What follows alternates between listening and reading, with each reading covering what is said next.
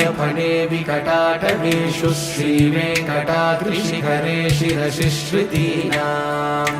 चित्तेऽप्यनन्यमनसां सममाहितौ ते श्रीवेङ्कटेश शरणौ शरणं प्रपद्ये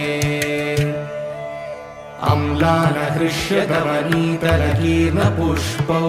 श्रीवेङ्कटाद्रिशिखराभरणायमानौ आनन्दिताखिल मनोनयनौ तवैतौ श्रीवेङ्कटेश शरणौ शरणं प्रपद्ये